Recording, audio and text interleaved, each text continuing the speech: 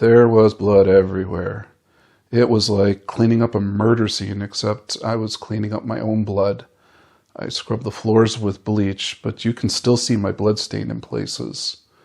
I kept my prayer book as a reminder of the day when the police barged into my home. To them, I'm just a divorced father whose life isn't worth anything. But somebody up there still thinks I have a purpose in this world.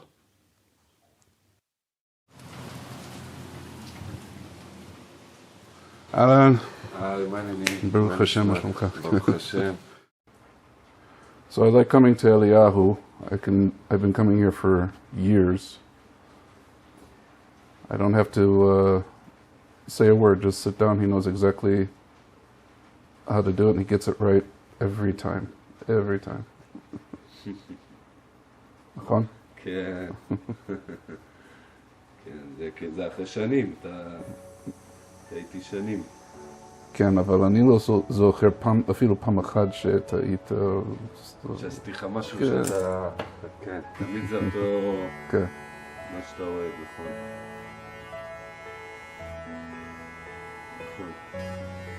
I brought my son here for his first haircut. אתה זוכר? כן. כן. בטח. חלקה. כן. היה לפני כמה שנים. בן כמה הוא היום? הוא בן 12. באמת? כן. וואו. כן. גדול מאוד בר מצווה. Yeah.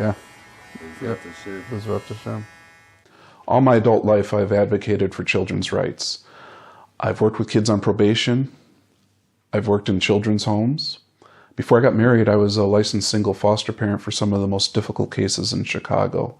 I've consulted with the director of the Illinois Department of Children and Family Services. And after we got married, we moved to Israel. I received my Israeli citizenship on January 31st, 2006. And 2 weeks later, the chairman of the Knesset Social Welfare Lobby recruited me as an advisor. At that time, I wasn't familiar with parental alienation or its devastating effects on children. All we knew at that time was there was a youth crisis in Israel, and it was only getting worse. It was strange because the data that we had in the Knesset at the time contradicted my experience in the real world. It was as if there were two different Israels. In the Israel of real world, you can't walk more than 2 blocks in Jerusalem without seeing a park full of children playing with their parents, both mothers and fathers. Israeli parents are very active in their kids' lives. They're not the kind of parents who give up on their children. However, a very different Israel exists on paper in the government. In that version of Israel, the rates of child abuse, child poverty, child neglect, and even crimes committed by the youth themselves were skyrocketing. This was while child abuse was at an all-time low in the United States and Europe. Israel was on its way to becoming the worst in child poverty in the United Nations OECD, and unfortunately by 2012 we earned that title. And the more money we would raise to address this youth crisis, the worse the problem would get. And I'm trying to find the Ministry of Welfare's budget to see how much resources they're putting into addressing parental alienation. Do you know where to find their annual budget? Well, listen, I've been doing it for years. I'm still fighting the welfare and everything for revealing information, and I can tell you that in all the years that I've been searching for information, including in one committee, the Knesset, well, you can't find any information. The only way is actually looking into other people's reports. Yeah, but what about their annual report of how they spend the money that they receive? But they don't have any report, but if they do, they never reveal it. For all the resources we had at our disposal, nobody on the Knesset Social Welfare Lobby had a clue that the root cause of all this was parental alienation. Since I didn't know about parental alienation, I needed to consult with an expert. So what is that? The parental alienation syndrome is found where one parent consistently denigrates the other and works to brainwash the children against the denigrated parent. The parental alienation syndrome is properly described where this campaign of denigration by one parent against the other takes root in the child, and the child then denigrates the other parent with criticisms that are unjustified or exaggerated. Often we find the child is fearful of expressing love for the hated parent for fear that it will be displeasing to the loved parent. This process can cause complaints that can start out as minor, but when the child custody battle becomes ferocious, the small complaints can escalate into accusations of abuse. You'd be amazed at the gullibility of people who believe that a father, for 12 years, with no prior molestation accusation, would molest his daughter a week before a custody hearing. In order to understand parental alienation, one must understand the motivation of the alienating parent. It is not love for their children, but revenge against their ex-spouse that motivates alienators in these circumstances. If the alienating parent really loved their children, they would realize that having a healthy relationship with both parents is what is in the best interest of the child. Nobody really knows about parental alienation until it hits home. In my case, it caught me off guard when I filed for divorce. Now, divorce is taboo in my family. I'm one of the only people in my family's history to file for divorce, so it wasn't a decision that I made lightly. I had heard that the Israeli family court system uses therapeutic jurisprudence, which is a fancy way of saying that social workers are supposed to provide therapy for the families instead of the judge weighing evidence to make decisions in the case. The concept sounded great to me. Instead of the most important decisions in my family being based on who has the best lawyer, we could instead have a licensed therapist counsel us through our marital problems and perhaps even avoid divorce altogether. My case was assigned to Philip Marcus, who was the vice president of the family court in Jerusalem and one of its architects. I didn't know it at the time, but he published a thesis arguing that parental obligations need to replace parental rights. He infused this mindset into the family court and its social services.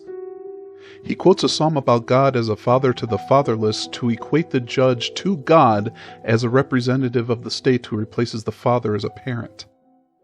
Now, the reason such a mindset is dangerous for any democracy is those rights have to go somewhere, and that somewhere is the government. And this is fundamentally contrary to the Human Rights Act and the Hague Conventions that Israel has signed. As soon as Philip Marcus took jurisdiction over my file, his first step was to throw me out of my home in the middle of the winter with no access to my resources. I nearly froze to death. You wouldn't think it gets cold in the Middle East, but it snows in the winter. The entire courtroom was just a kangaroo court with Philip Marcus. He told me he didn't care whether I lived or died, he only cared about child support. Very quickly, my situation turned desperate. I needed a good lawyer urgently. Without any money, I turned to legal aid to see if they could help me. They referred me to an English-speaking lawyer. It's good to see you again. I'm Penina Shapira, an attorney in Israel practicing family law. I've been practicing for 20 years. I guess a question that I have for you, you are a mother yourself, you have children, and you have grandchildren. And you have female clients who've been abused by their husbands, and yet you took my case. And I took your case because when you came to me and you told me that you were looking to do an amicable divorce and that you and your wife had no longer, it was irreconcilable, and you came to me and I saw what your situation was. And from the start, maybe because you come from America and I speak English, we were able to communicate very openly and very easily. And as part of that relationship as a client and a lawyer, I accompanied you to your home before you were even divorced to talk about how to separate and how to sell the asset and how to deal with whatever needed to be dealt with. And I met you after you had already separated from your wife. The problems were already existent. But I remember the little one running to you on the couch and hugging you because he hadn't seen you for 2 weeks, and you had moved out of the house, and he was so excited to see you, so excited to see you. And it was such a positive beginning. I was sure that there's no question in my mind that this was going to be a first of an opportunity to be able to see parents separate, but be able to raise children together. And I didn't see it coming. Months went by before the court-appointed social worker met with me. Meanwhile, my kids were completely cut off from me. And before then, they were accustomed to spending quality time with their father every day. It was horrible for my children to suddenly be cut off from their father for so long. But I finally had a meeting with a professional who I hoped would help us through our crisis in our family. I brought my credentials and documents with me to the meeting, thinking that we would be on the same wavelength as child welfare professionals, but she did not like my credentials at all. Why was he judgmental? We have told you. I don't think she was judgmental. Yes. She said you're doing very nicely, you're a good father, you're playing the children very nicely. What should she have said? You, as we saw in the deliberation, we are very intelligent. Yes. Well, thank you. So, well, that's what the psychologist thought.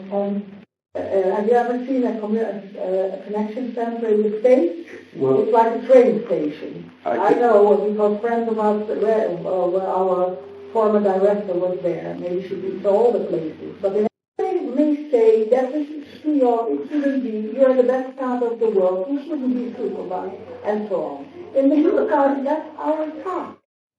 She made a couple of things clear. One was that she had no intention of providing any therapy for us. And two was her job would be easier if I were to disappear and she only had to deal with one parent in my children's lives. She decided that I could see my children 1 hour per week under supervision in her office. In order to see me, my children had to go to a locked facility behind bars with an armed security guard in order to see their father. For the next year, we met in a small room with an 18-year-old girl fresh out of high school supervising us. Now, what message does that send to my children? They were completely cut off from their father for several months, after which they could only see their father 1 hour per week under supervision in a small office. It turns out that my story wasn't unique. In fact, 28% of non-custodial parents in Israel wound up under supervised visitation. It begged the question why Israel was using supervised visitation so excessively. My question wound up on the Knesset floor. פעם בשבועיים לשעתיים בפיקוח. אני רוצה לשאול את השר, האם יש שימוש מופרז במרכזים כתחליף להסדרי ראייה? האם אין בכך פגיעה בקטין כלפי הוריו? מדוע אין מרכזים נוספים ומפגשים יותר אינטנסיביים? והאם יפעל השר לצמצום השימוש במרכזים שכאלה כבכל המדינות המפותחות בעולם?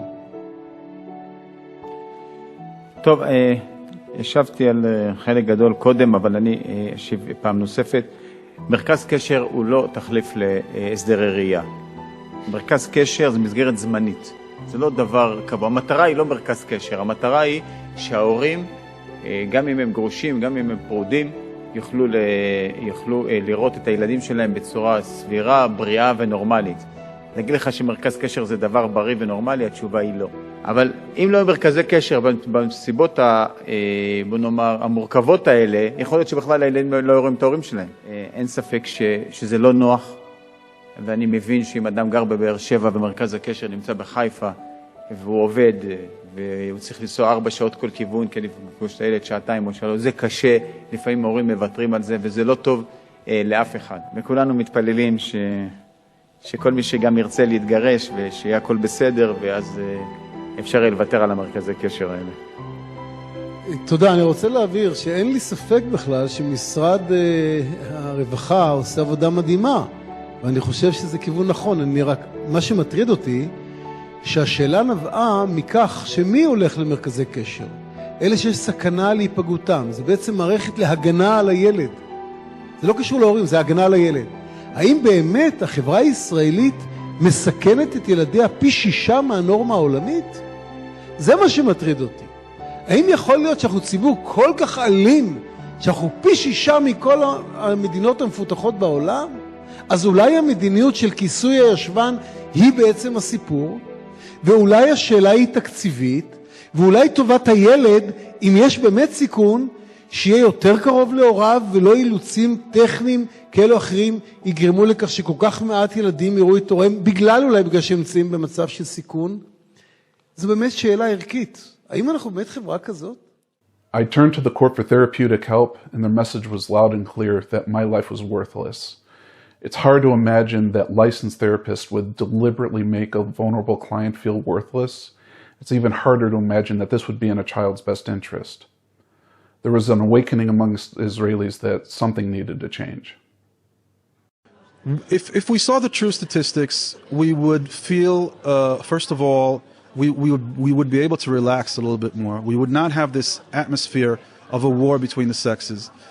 You wouldn't have the need to always look for the gender feminist leadership to protect the women from the evil men, because you'd realize that the picture is much more complex, and there's a protecting side in men also, and family is a place where people love each other basically and are supposed to support each other and help each other out.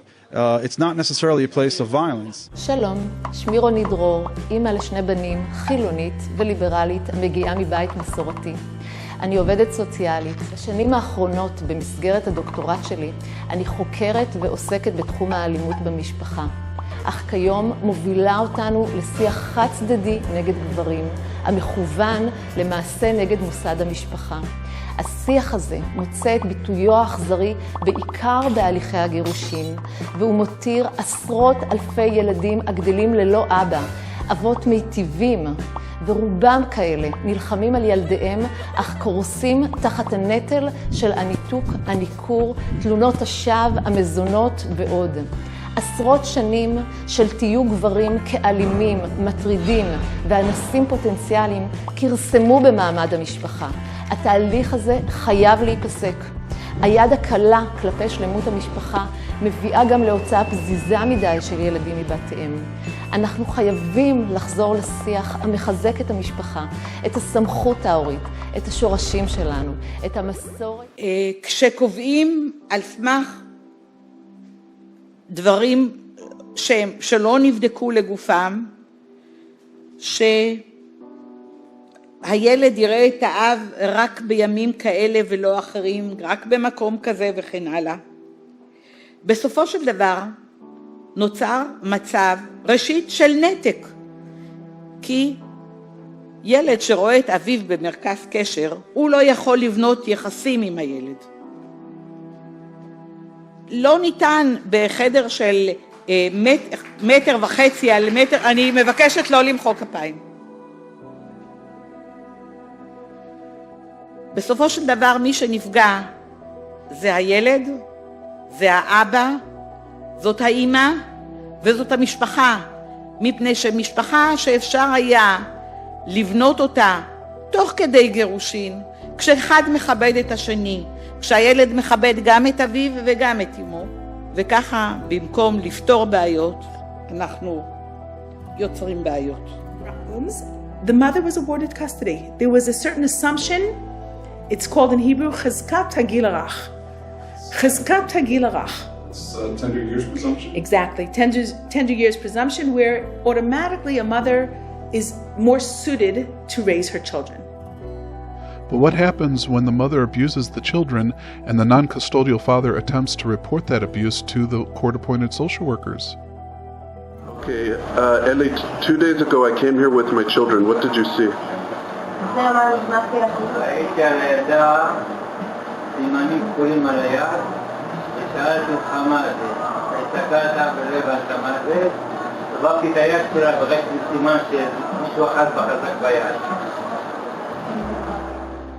Who did that?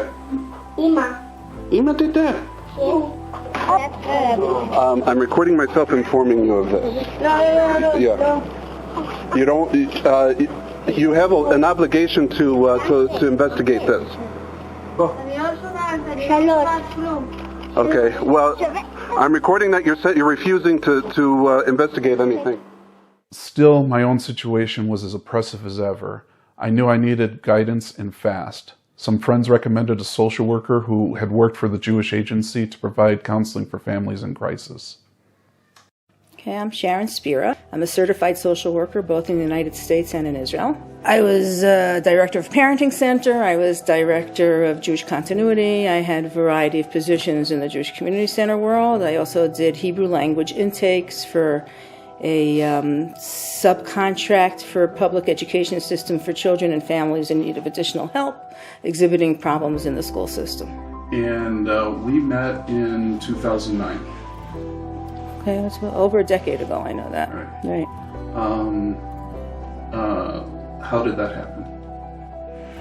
How did we meet? I was running a support group for single fathers at one point that you were a member of, and after that you had approached me and said that you were mandated to seek some parental education with a social worker, and that's where our relationship began in terms of the professional dynamics of parental education in terms of being a single father.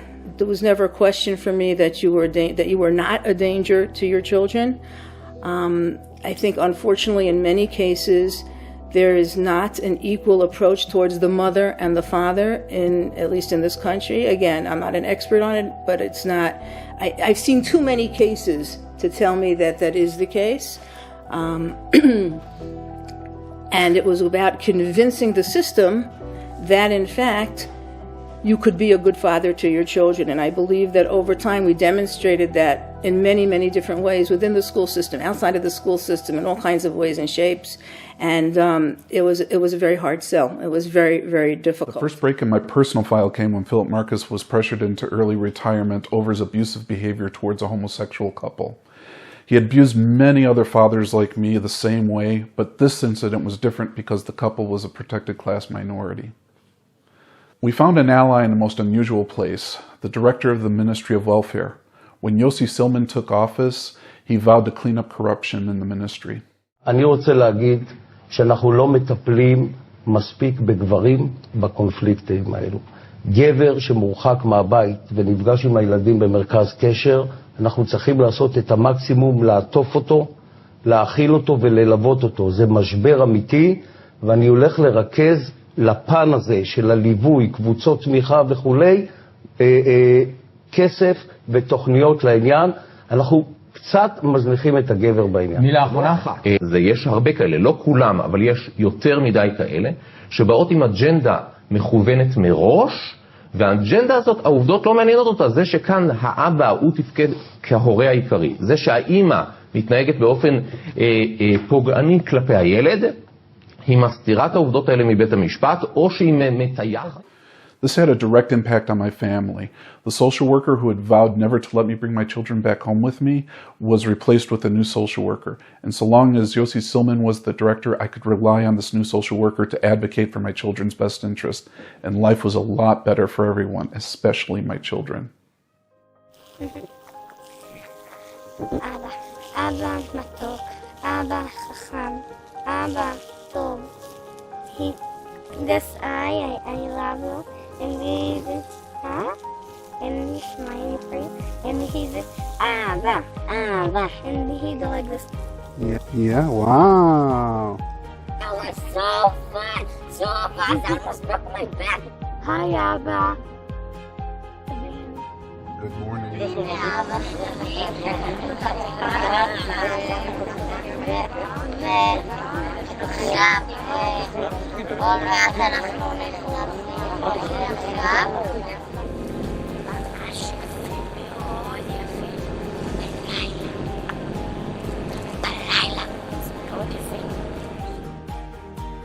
I returned to university to study degrees in sociology and organizational psychology, researching parental alienation in Israel. A court-appointed guardian's office hired me to handle some of the most difficult cases in Jerusalem. It was ironic. The same court that prevented me from raising my own children entrusted me to handle cases that involved people suffering from acute mental illnesses. However, everything changed when Yossi Silman went public with his findings of corruption in the Ministry of Welfare. יש 10,000 ילדים מחוץ לביתם במוסדות רווחה, או במשפחות אומנה, או בפנימיות. אני טנטטיבית אומר לך שאפשר לצמצם את זה ב-50%. הריבוי של המוסדות וסוגי המוסדות, כל הצורות האלה, הן הולכות ומתרבות, עוד מסגרות ועוד מסגרות ועוד מסגרות. זו באמת תעשייה שהולכת ומתפתחת ומתרחבת, והכל על גב הילדים והמשפחות שלהם. מה שאתה צריך לבדוק זה אם מספר הילדים עלה או מספר הילדים מצטמצם. אתה בודק את התקציב, אתה לא בודק את מספר הילדים. אני מדבר על מספר הילדים שלא מצטמצם, הוא תמיד נשאר סביב 10,000. הוא נשאר, לא, אתה עוד פעם תגיד 10,000 ואני אתן מספר אחר. המספר שאנחנו רוצה שאני אעלה לך? כן. המועצה הלאומית לשלום הילד, בסדר? שנת 2014. סך הכל ילדים בהשמה חוץ ביתית, תראי למעלה.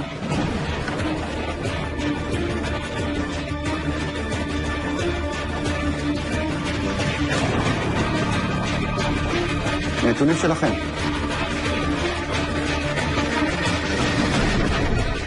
זה לא הנתון שאני מכירה.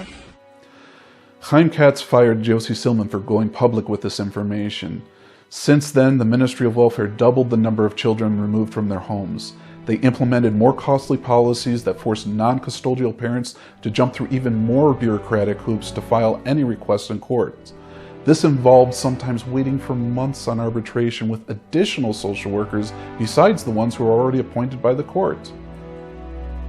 In the post-Silman era, the Ministry of Welfare successfully petitioned the Finance Committee to increase their annual budget from $500 million per year to over $3.5 billion per year. By comparison, the Illinois Department of Children and Family Services, with a population nearly double that of Israel, operates on an annual budget of $1.2 billion per year. In other words, Israel's welfare budget is 4 times higher than that of the United States or Europe.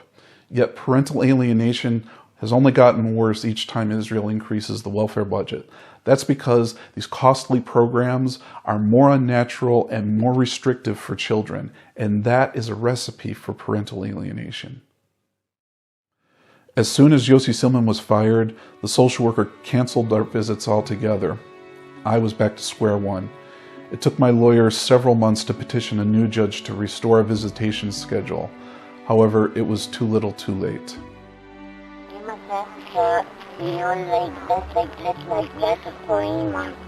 When did Abba do that to Ima? Whenever my children were with me during those last few months, my ex would stalk us and attack me in front of the children. In this incident, she grabs an iron fence from a security guard to smash into my face. That was the sound of the gate smashing into my hands as I blocked the attack. My left hand had a book in it, and my right hand had the camera in it. Don't turn violent. Don't turn violent. Notice how she used both of her hands, and on recoil her elbow smashed into my child's head. And though she injured my hands, I'm glad she didn't injure my face. So are there situations where the man attempts to file a police complaint? They clearly can't. I had a man who came to court with a wound in his leg from a knife, a kitchen knife. And the judge asked him to leave the house. And when he said, "But she stabbed me," the judge said, "I can't have her walking the streets. You'll have to find somewhere to go." Clearly, it is not a balance. Okay. So filing with the police is not an answer for the man who's being abused, generally speaking.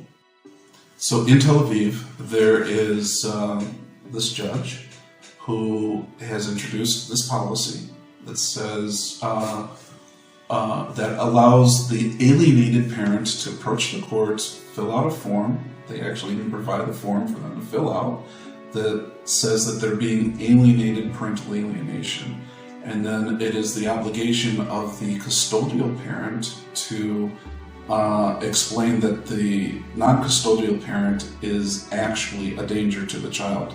And so in other words, they put the ball in the court of the custodial parent to prove that the non-custodial parent is dangerous, and if not, it's problematic. The solution is a partial solution. Mm-hmm. It does make the alienating parent responsible for their action and put some of the burden of proof on them. And what is it that's gone wrong that makes you behave this way, and why are the children so unhappy and don't want to see their parents. But then I think what will result is that the person who is alienated will have to defend himself against the allegations. So it's only a partial solution. I think it has to go together with other remedies. Such as sanctions, monetary sanctions. It's not fair. It's not fair that the father or mother is a bank to produce money on call every month, or has a fear of being jailed. Go right to the Hotzah Lapa'al, and after a certain amount of time and a certain amount of responses, there's a chance of being jailed for defaulting on child support. But yet the child is not obligated on any level to have a relationship with that parent. And in order to be relieved of that child support, the maintenance ruling, the alienated parent has to prove that they have done everything to have a relationship with the child. And until he does so, he has to pay. And it can take 18 years to prove something like that, which is very similar to a story that we are aware of. She sent the police to harass us on every visit. I was arrested and interrogated numerous times, and the trauma was overwhelming for my children and taking its toll on my health. Go have a barbecue. Do you want to come have a barbecue with Abba? Okay. You want to tell Abba why you're sad? Huh? No? You don't want to talk about it? Let's go have the barbecue then, okay? We don't have to talk about why you're sad if you don't want to. So, and I'm also not allowed to take out of the courtroom personal information. Okay. But allegations were made. And those allegations were not believed. And nobody went and stopped the visitations. And you were seeing the children until one day, out of the blue, they refused to come with you anymore. They refused to come to their visits. It was one child, then it was two children, and then it became three children who refused to come. And when you were supposed to go to their schools and to their camps, because it was summertime, to pick them up, they would turn and run to their mother, who was waiting there, watching to make sure they wouldn't go with you. But nobody would intervene. Not the courts, not the police, not the social workers. אוקיי, ובעצם אתה אומר שאם הולכים לחידוש קשר ואם מגדירים את זה ניכור הורי, אוקיי? אז חשוב שאלה יהיו... זה בטח שזה... זה להגדרתך. לא, זה 100% מתאים לסיבה הזאת, כולל תלונות שקר. כל פעם שילדים הגיעו לביקורים איתי, שלחה המשטרה אלינו. כל פעם שזה קרה, פניתי לא עשתה כלום. אחרי כמה שנים זה ייקח לילדים שאין כוח. היא מכירה את החוק. היא לא קשורה לזה. אוקיי. היא שופטת. היא שופטת. איך השופטת לא מבינה את החוק? היא מבינה את החוק, אבל זה לא היא שטיפלה בזה. בסדר, אוקיי, יאללה. תיכנס לאתר בתי המשפט, תראה. לפי חוק אתם טועים. וכשביקשתי שיגישו לי את המסמכים והפרוטוקולים של הדיונים של הוועדות שבהן הם ישבו, אז נאמר לי שזה חסוי. אמרתי להם, בסדר, חסוי, אבל אני רוצה לראות את זה. יותר מזה, כשפקידות הסעד נחקרו על התזכירים שלהם, התגלו סתירות שאני לא רוצה עכשיו להתחיל ולפרט כי הזמן קצר. הסתבר שגם כשהחלטתי שלא להפסיק את הביקורים, הדברים שלי נשארו אות מתה והם המשיכו בדרך שלהם. It's heartbreaking for me to see that your children are growing up and they have no relationship with you after everything you have tried and attempted to do to be a good father. And I'll repeat that as many times as I can because it's the truth. That's the truth. And this was the last time you've seen her?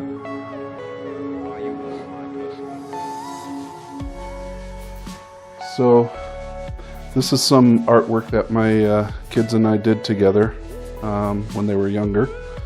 My son made this bank, and my daughters made the rhino and the lion. And I keep their books over here. Some of them are in Hebrew and some in English. And this is their bedroom.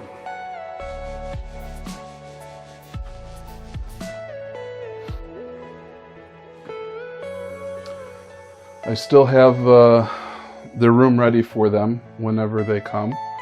I have all of their things in here. I haven't seen my children for several years now, but my home is always open to them. And anytime they want to come, they can come and be here with me anytime. Very sadly, you've had no contact with your children whatsoever, and not only that, but you've been closed out of even receiving information about your children from school systems, from doctors, and from other places that a parent should be getting information about their children from. How can I help you? I just found out that my daughter is in the school and nobody What grade is this? The 7th grade. Isn't she here already, Vice Prof? Yeah, without my knowledge or consent. You have a daughter who's registered here or not registered here? I don't understand. Well, I was never invited to this vada, which is illegal. Are you divorced? Yes. What is your name? My name is Weiskopf. How did you get into school? He wrote this piece of paper in the shomer, let him in. Okay, I understand there's a tzav and you're not supposed to be here. Really? Who told you that? I'm not sure. How can we help? And you told me yesterday that somebody had told you that there's a restraining order. I can't come to the school. Yeah, no, but I checked it. That is not correct. Okay. הבנתי שיש צו הרחקה לילד. מי אמר לך? לא יודעת, ככה שמעתי, אני לא יודעת. יש לך צו הרחקה ממנו? מה פתאום? אז אני לא יודעת. רק שנייה, אבא של וייסקופ. רוצה לי שאני אתן. זה וייסקופ. אוקיי, מחר היא תתאם איתך, אוקיי? אוקיי, איך היא תחזור אליי? יש לי את הטלפון, לקחתי אותו.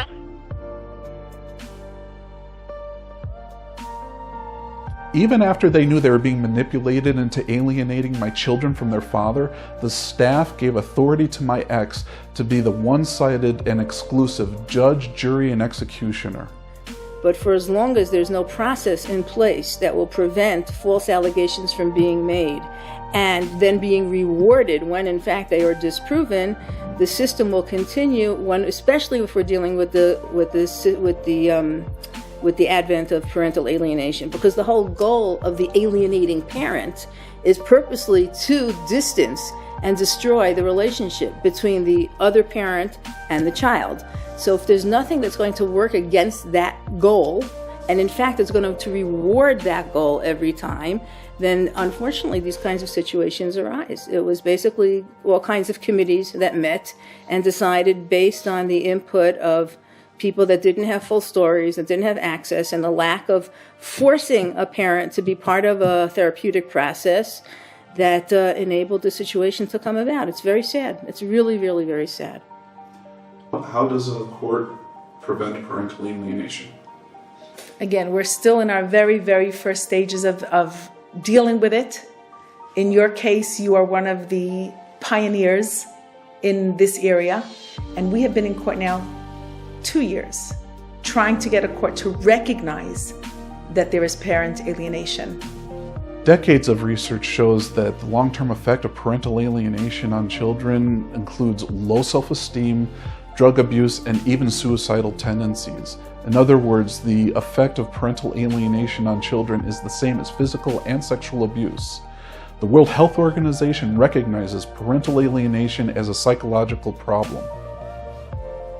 In Israel, 2 populations at high risk for suicide are alienated fathers and children who've been victimized by parental alienation.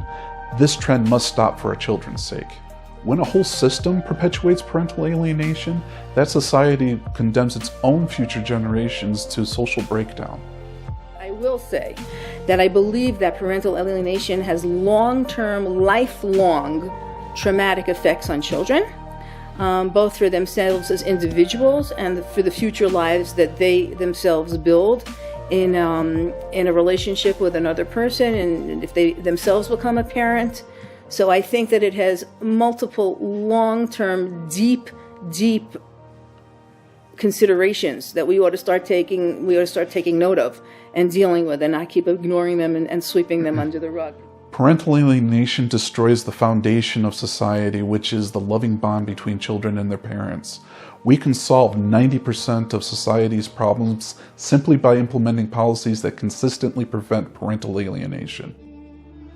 I believe that Israelis are the best parents in the world. Therefore, there's no excuse why Israel can't be number one in the world for child welfare.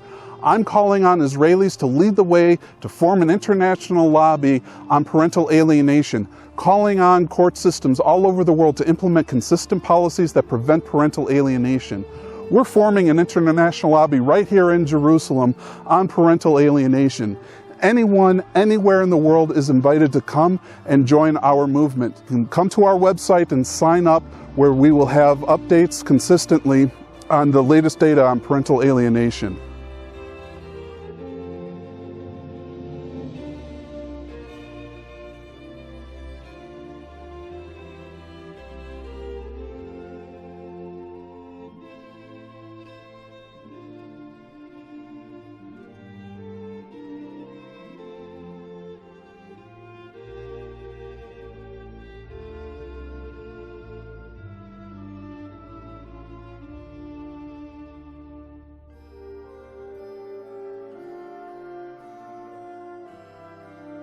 I want to close with an important message to my children. No matter whatever happens,